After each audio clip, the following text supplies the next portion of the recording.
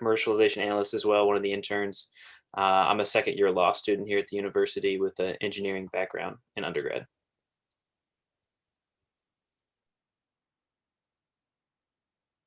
Janelle, how about you?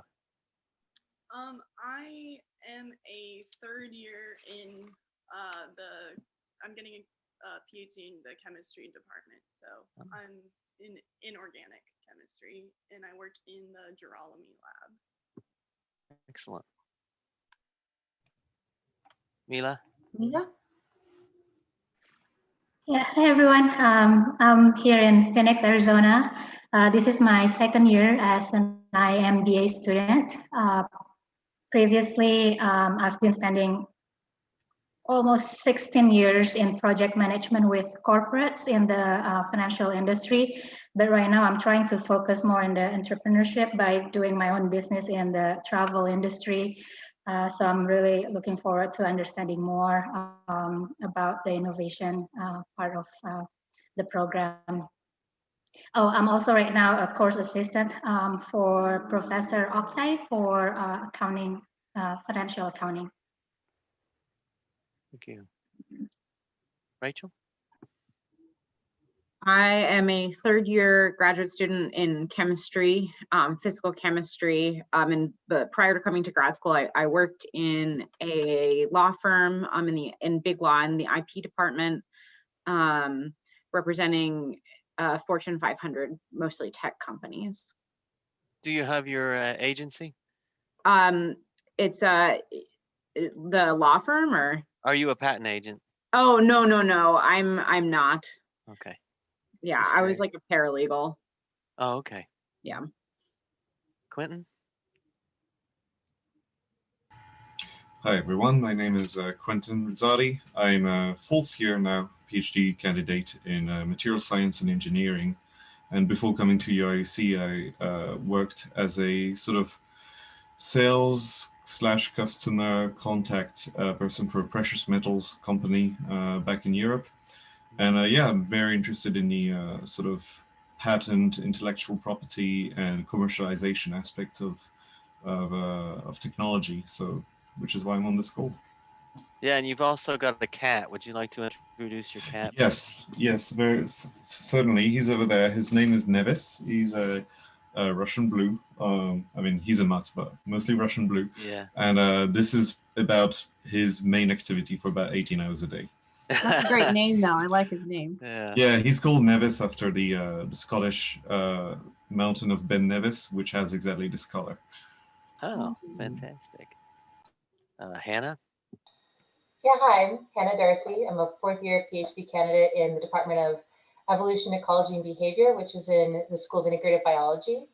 And my background, I was pre-med and undergrad, and I currently work in the biomechanics lab. And so my long-term interests are in medical devices. Oh, wow. Fantastic. Greg? Nice. Hi, everyone. I'm a fifth year PhD student in the Department of Chemistry.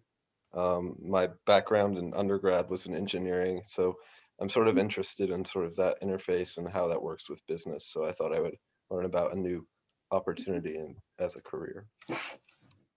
Fantastic. Great.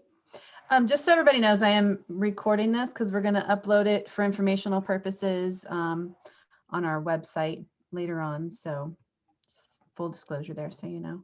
That's the ceramics building behind me, where we would normally be under normal circumstances, and hopefully come fall time, we'll be back in there.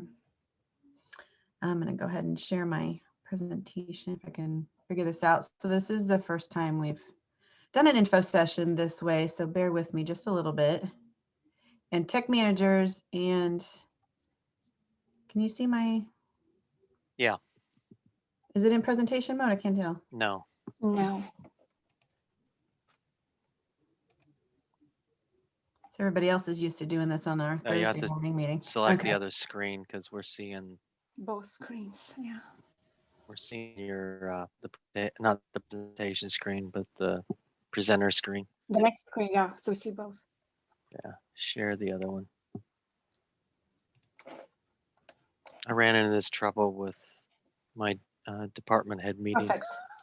Is that better? Yeah. It's the first time I've done this, actually. Yeah. Okay, so we're the Office of Technology Management. Hopefully you guys have maybe got a chance to look at our website or something, know a little bit about what we do, but the OTM moves innovations that result from university research into public use by protecting and licensing university intellectual property. There we go. So we call our interns commercialization analysts, and our analyst role here at the office is to evaluate those new technologies that we receive from around campus. They perform a patentability and market analysis and then present their findings to help us make a decision whether we'll protect that IP. Along the way, they get to participate in inventor interviews and get industry feedback. In this position, the interns get to develop an understanding of intellectual property law, market and industry analysis, and licensing strategies.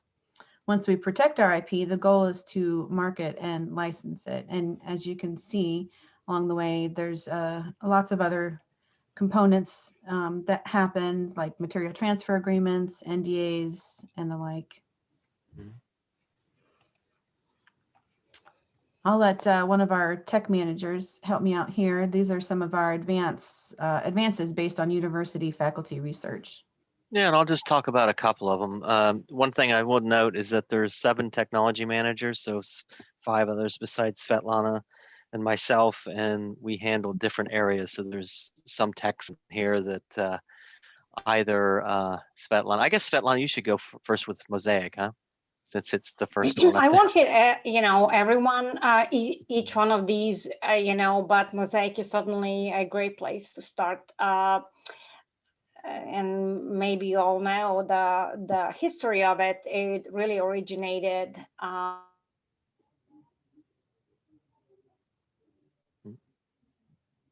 Oh, I think you froze. Yeah.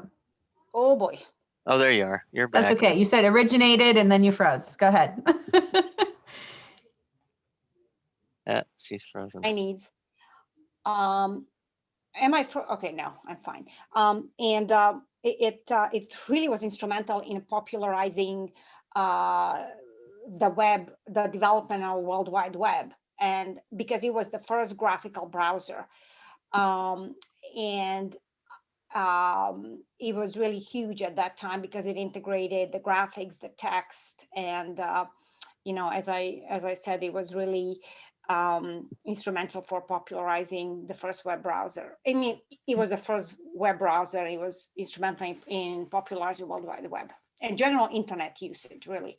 But a few years later, it kind of lost its audience, and it was eventually bought out by Netscape, by Microsoft, and then the developers of Mosaic went on and created their own graphical browser called Netscape, and so on. But it was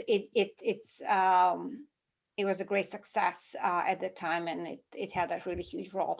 And then the other one I want to touch upon is Eudora. Which was the first, well, maybe not the first, but one of the more popular client emails.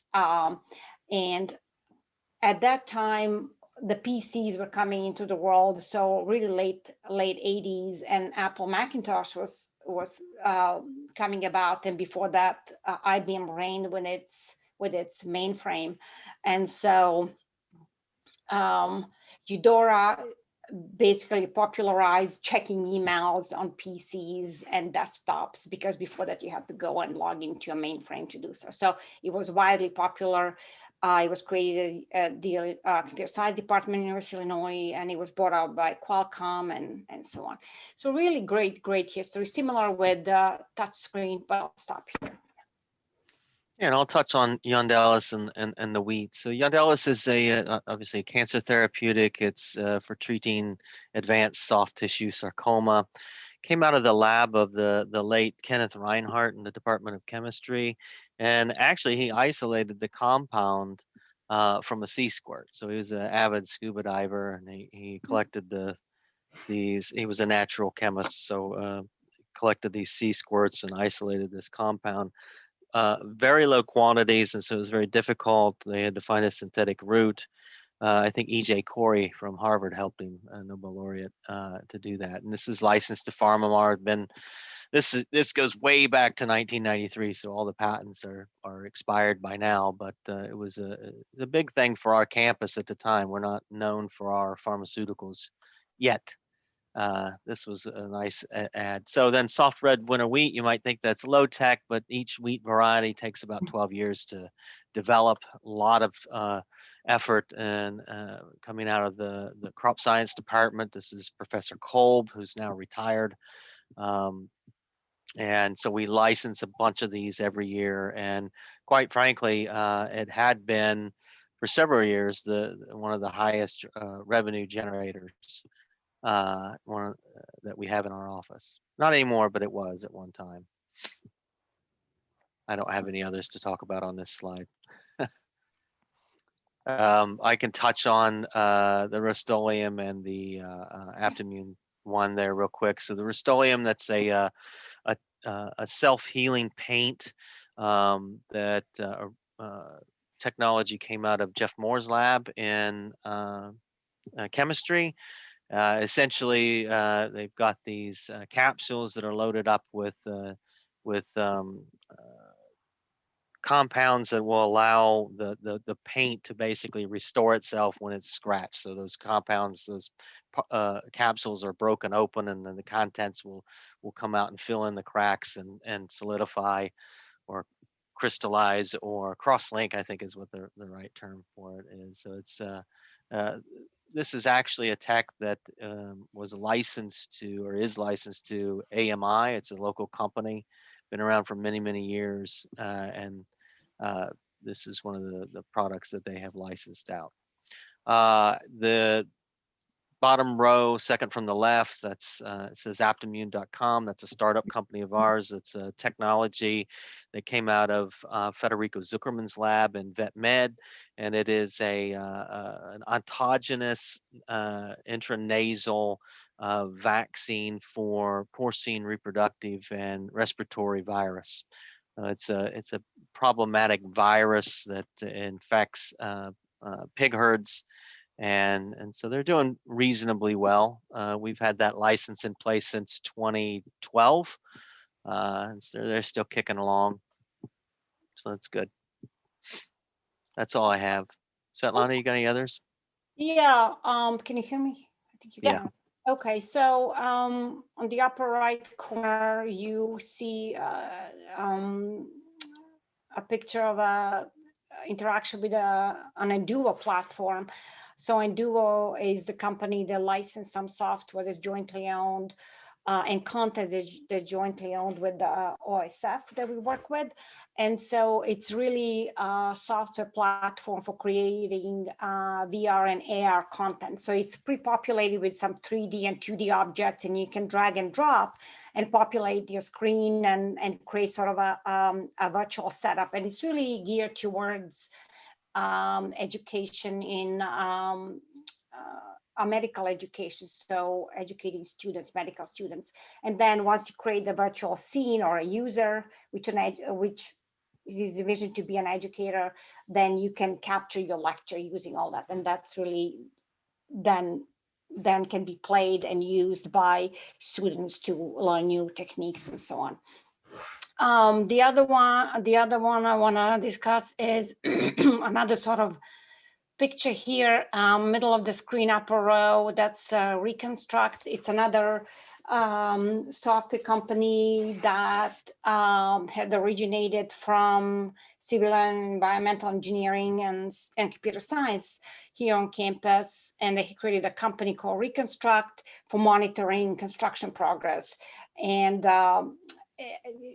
construction is a notoriously sort of conservative industry that is sort of hard to penetrate, and a lot of delays, and often the way to monitor progress is just walking around or taking pictures, but this platform takes input from drones and pictures and compares it to the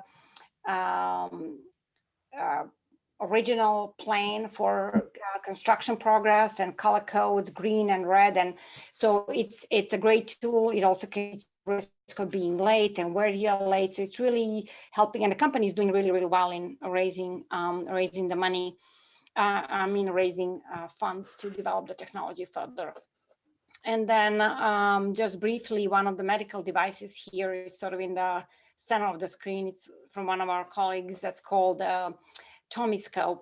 It's out of Steve Bopar's lab, but it's a medical device that actually exists now, and it's based on OCT, so the optical coherence tomography, and it permits actually seeing the middle ear, and based on what you see there, for physicians to predict to assess whether somebody has an infection or a middle ear or not. So while the way it's done now, you have to sort of look through the eardrum and then in a way guess if one has so it's really very, very useful. And then the med bone pipe, it's this sort of add-on to like brass devices for designing this mouthpiece. So as you can see, there's a breadth of departments and really a great breadth of inventions, vet med and medical devices and music and software and so on. A number of others, really. This is just a small selection. Thank you. Thank you. So what are we looking for beyond an interest in tech transfer, obviously, is excellent verbal skills and written communication skills. The ability to multitask is important, but I think the ability to manage your time independently is even more so in this role. Science and technical background is preferred. We do have 8 positions total for law and PhD students. It's a paid internship, it's $21.50 an hour. It is a year-long commitment with a 2-week mandatory training that starts on May 17th. PhD students do 10 hours a week through the summer, and everyone else usually does 35 through the summer. And then come fall and spring semesters, everyone's at that 10-hour maximum. You get finals weeks off and all university breaks. So why this internship? I might call my current interns to help me here, but when we're in the office, it is a fun, intellectually stimulating atmosphere, very collegial. Everyone gets along really well. A lot of on-the-job training for you gain lots of marketable skills, build your communication skills, and we are a really well-known intern program among our peers. You get some other networking opportunities with law firms and venture capitalists. Anything to add, current interns, Jacob or?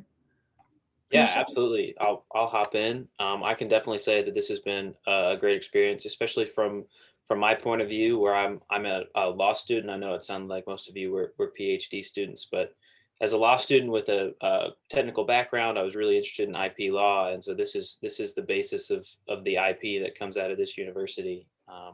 And I would say if any of you felt like the technologies that we had just talked about a couple of slides ago was really complicated, or that you don't get it, don't worry. That's exactly how I felt when I was sitting in your shoes a year ago. Granted, it was in person, and I think we had pizza that made it a little bit nicer. But you have to understand when you go through and the technology that comes through these offices, you're never going to be as much of an expert as the professor who's dedicated their life to it.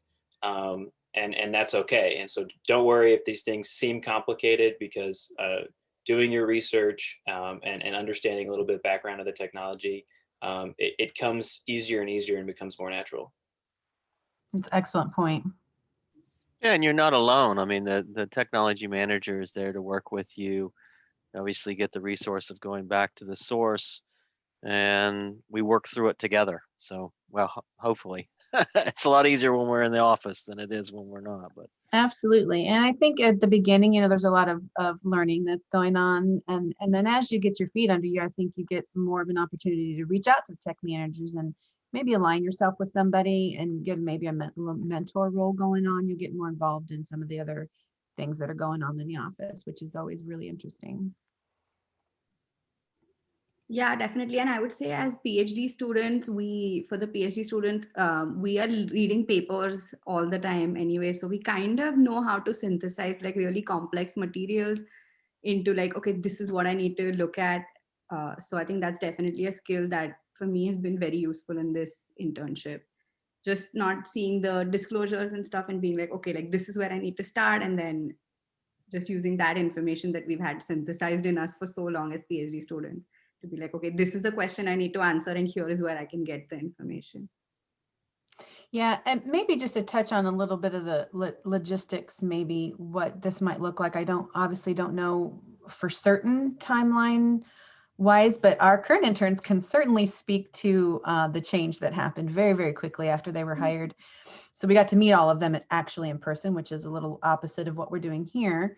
And then very shortly thereafter, everything went remote and everybody was working from home. So we did all of our training this way via Zoom and online and having to reach out and ask questions and whatnot. So we're kind of doing the opposite. We'll probably do training all virtual such as this online with different tech managers and people through the office that help facilitate that. And then I think we're looking at maybe by fall semester trying to get back into the office. So hopefully we'll get to see each other in person by that time. So here's our recruitment timeline. So resumes and cover letters are due in by February 26th. You can do that via a Handshake or Simplicity if you're a law student, or you can email them directly to me. There's my email on the screen, hbaker@illinois.edu. Case interviews will be the week of March 8th, and I'll reach out to schedule those for that week. Hope to have offers out by the week of March 17th, and then you get about 10 days to accept that offer.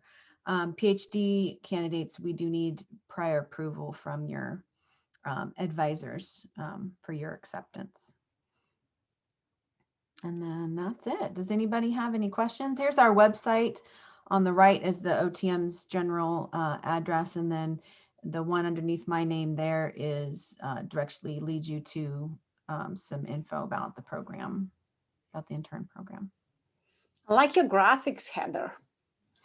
That is Mariana and Kweku. I can't take that credit. We had prepared this for something else and she let me use it. So nice. Does anybody have any questions? Yeah, I would have one. Could you, what is usually the sort of timeline around a given project, So I guess someone contacts you and say like, hey, got this amazing idea. I think it's the best idea everyone's ever had in history of everything. How long does it take to, I'm sure it's variable, but what sort of a timeline can we think about when commercializing, or at least evaluating the potential commercialization of a technology of innovation? Well, I'll speak to the beginning part of it. So disclosure comes in our office and it gets assigned a number, it gets assigned a technology manager, and it gets assigned an intern. The intern then does their analysis, their patentability and market analysis. Generally, we like to stay within an 8-week time frame for that. So, because there's just so much going on, right? You not only working on just that one technology, you've probably got 4 to 6 that you're working on at a time. So you're scheduling inventor interviews, you're reading, you're looking things up with a multiple of things. That's why I said time management is so important for this. So we give about 8 weeks. There's a Thursday morning meeting every week where presentations are made based on your findings. And PIs are then notified of what's happening and our decision. Beyond that, if you're talking like product wise, maybe I'll let a tech manager take over. You wanting to know like what happens after that and after it gets patented and licensed and Yeah, just sort of like what the Yeah. main steps are and how long do they tend to take on average. It's Yeah. hard to, So yeah, go ahead, Svetlana. yeah, just wanted to point out that it all depends Yeah. greatly of the field, depending on the field. You know, if you're talking about therapeutics or diagnostics, or especially therapeutics, it can take 10, 15 years, long time to Mhm. develop the drug and get all the FDA approvals and get into trials and so on. So this is why it's sort of fascinating how the vaccine got developed for COVID-19 on a very, very escalated scale, but that's usually not the case. I mean, usually it takes a long time. And then with on the other end, you have software that typically, because it's less, I guess, capital intensive, it takes less time, but it still take few years for a company that, let's say, licenses software IP, which means software and maybe patent rights associated with it, to develop a product, to find customers, to develop sales channels, to market. So Yeah, and there's that's very similar to the crops that we do. You know, we it's one of the few things that we get out of the pipeline, as it were, that is ready to go. It is the product. You know, we generally don't make products on campus, you know, except for in software you could have that, and materials you can have some of that, but generally speaking, it's a piece of IP that needs to go get developed. So we do the R side, and then it's got to go get the D side from someone else, generally speaking. And we have taken great steps on the therapeutic side to get into that D side. We have that vet school, so instead of just getting data on cell, through cell lines and mouse models, we can go into larger animals for that. But typically speaking, it's going to have to go to a third party that's going to invest in that money to be done, invest in money to be have all that research or development side of things done at a CRO, de-risk it for a big pharma company. And then, like Svetlana said, you've got years of federal approvals. And we're going through one right now. It's out in the public domain, but we've licensed a therapeutic out of Paul Hergenrother and David Shapiro's lab to a company called Systems Oncology.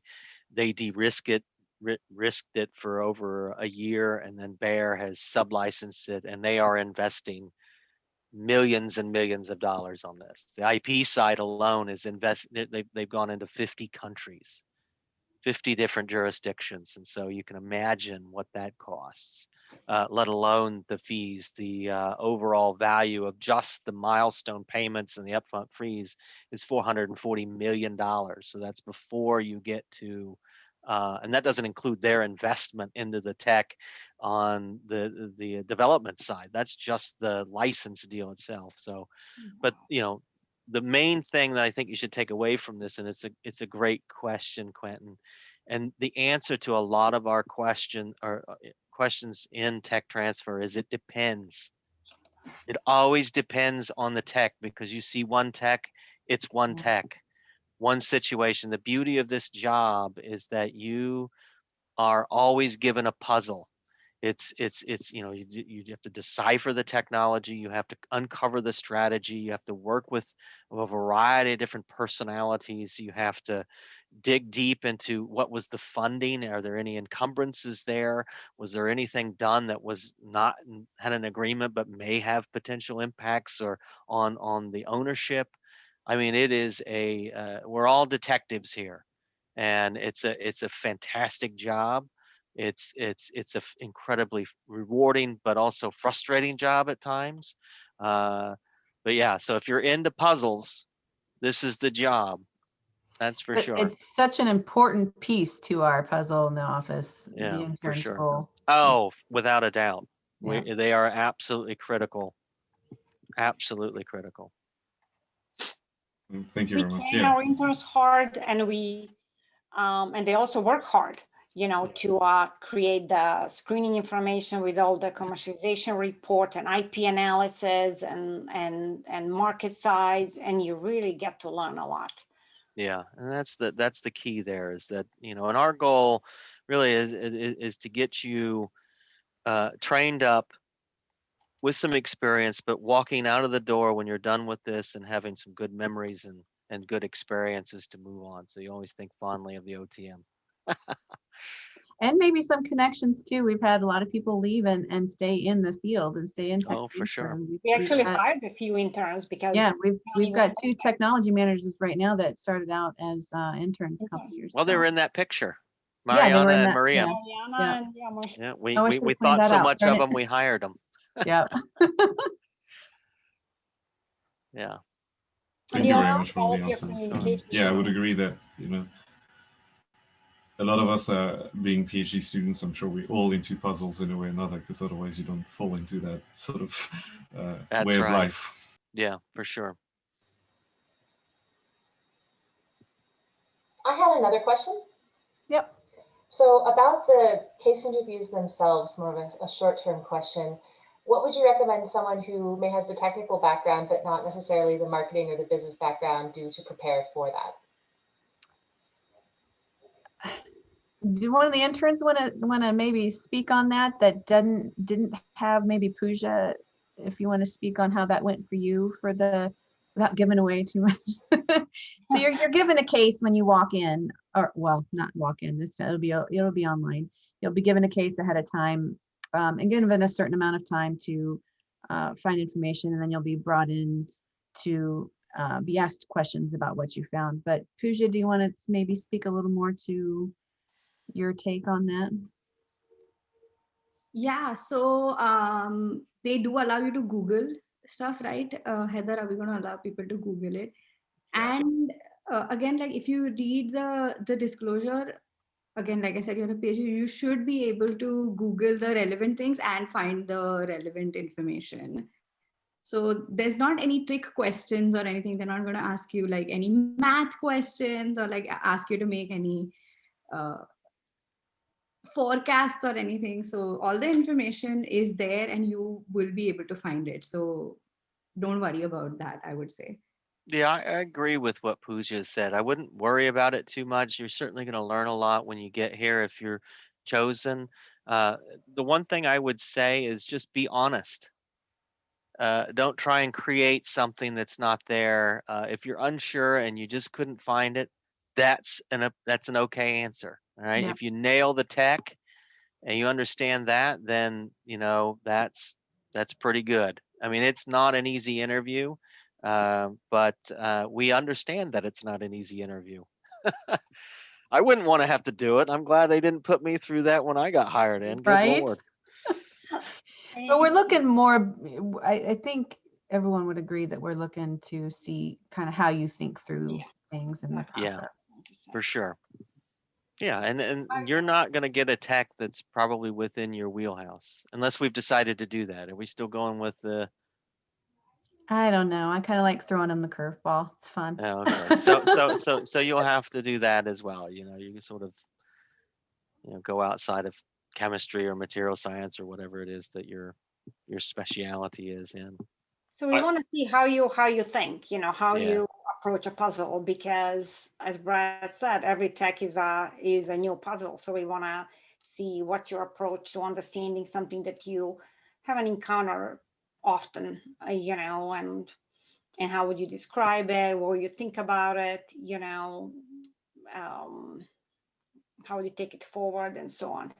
Yeah. Yeah, and I will add, when we're doing these real disclosures with actual technologies that come through our office, just the market part of the analysis, it takes several hours. And the university has several resources, and through the training, they teach you where are great places to look. And in these little case interviews, they know that you don't have several hours. I don't know if it's doing the same way, you know, we had 20 or 30 minutes. Yep. So they know you're not going to be able to find everything. And I think they asked a couple specific questions. So it was a little easier to narrow your search. So in terms of the case interview, don't be concerned about having to find every little thing, because you're just not going to have enough time to do that. And then if you're selected, you're going to be trained to understand where to look and what to find. Right. Okay, that makes sense. Thank you. Mm-hmm. I have a question that's sort of related to that. So as an intern, how much of the cases that you get will be like sort of in your wheelhouse, and how much of them are, like, do you have a lot of cases that are really, really far out from, you know, what sort of a PhD, your PhD? Yeah, when we're assigning them, we try to stay in your field, right? It's going to depend on the workload though too. Sometimes there's just too many for us to just stay in your wheelhouse. Like you may Or get not one or enough two- from your area. right, Yeah, or not enough yeah. from your area. So you might get assigned Yeah. some that are a little out, but we generally try to make everybody comfortable with what they're getting. And you're always welcome to swap with each other if you get something and you say, hey, this is more like so and so, can you want to trade me? Yeah. And on a flip side, some interns like to get tech that's sort of outside of their area and work with different tech managers just to sort of try it out. So we can accommodate that as well. You would just tell Heather and she would take care of it. Yeah. Great, thank you. And Heather, we are assigned to different tech managers, right? So we do get to see all the entire breadth of all the technologies. Yeah, especially in the beginning, I think try to let you work with everybody at least once. So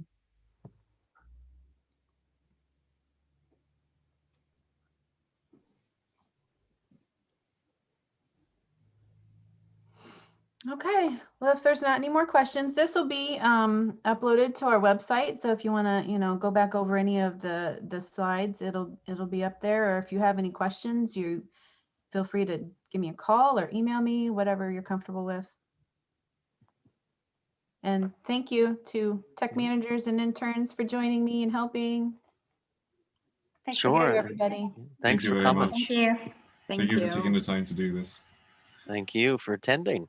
Yes. Thank you. Good luck to everyone.